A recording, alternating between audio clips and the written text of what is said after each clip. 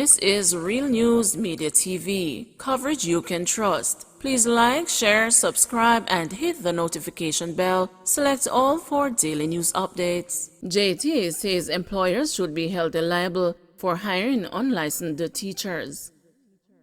The Jamaica Teachers Association has proposed that employers such as the government be held liable if they employ unlicensed teachers. The Jamaica Teaching Council bill, now being reviewed by a jointly selected committee of Parliament, proposes fines of up to $500,000 for teachers who practice without a license. But appearing before the committee on Thursday, JTA's attorney Julian Mowat said employers should also be held responsible for hiring unlicensed teachers. There is no risk liability attached to an employer for hiring or employing, engaging in the services of an unlicensed teacher. Obviously, in circumstances where license is required, as under this legislation. We are again informed that this submission has been made previously by this body, and we would urge strongly that it be reinserted. We consider that it would be a good show of partnership between the employer and the employee in this case, especially in circumstances where we are aware the government might be that employer. It would be a display of good governance if the government is in a position to abide by its own laws. We do not feel as if that teaching without a license is the same as obtaining same by fraud.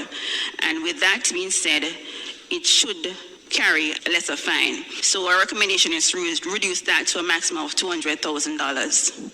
As for the other offense noted at 25(2), pretending to have a license, we acknowledge that does indicate some level of moral decay or depravity, and so we would recommend that a higher penalty be attached to that particular offense, and recommendation is $300,000 in that respect.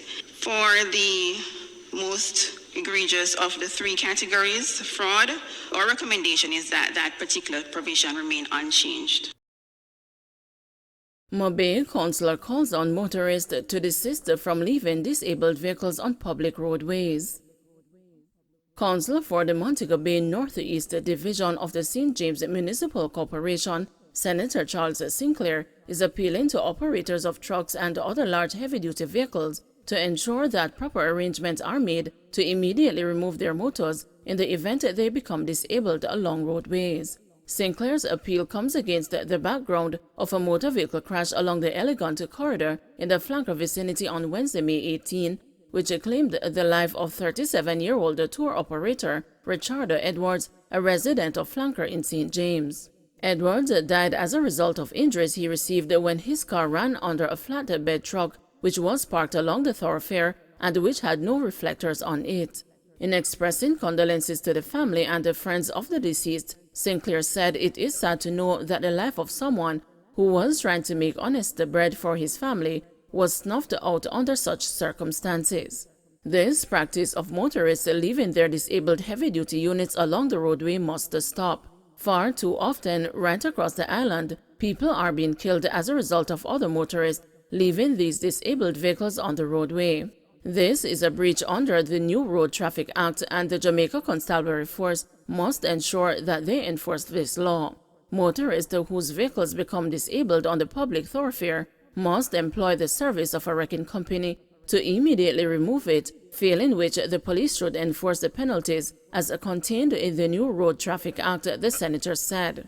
He is also calling on the police to do ongoing patrol along the Elegant corridor because far too many accidents are occurring along the thoroughfare, some due to careless driving to include speeding, and others as a result of the inconsiderate decisions of drivers to leave disabled vehicles in poorly lit areas. There is an urgent need for the street lighting along the Elegant corridor to be improved. There is also a greater need for the police to conduct regular patrols along this stretch of roadway, sections of which are crash hotspots. If there was ongoing patrols, motorists would be forced to exercise due care, which could result in less accidents and deaths, he said.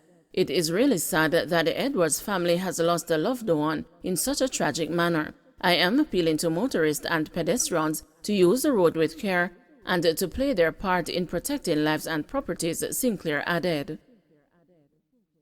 Report positive COVID-19 self-test results, Jamaicans urged. Chief Medical Officer Dr. Jacqueline Besesa McKenzie is encouraging persons who use coronavirus COVID-19 home test kits to report positive results to the health authorities. She said that this will help the ministry to better track the geographic spread of the virus on the island, especially in light of Wednesday's confirmation that Jamaica is experiencing a fifth wave of infections. Besesa McKenzie was speaking at the virtual COVID Conversations digital press conference on May 18. What we know is that for persons who are formally engaged and may require leave from work, they are more likely to report the test so that they can get their quarantine order so that they will have the time off.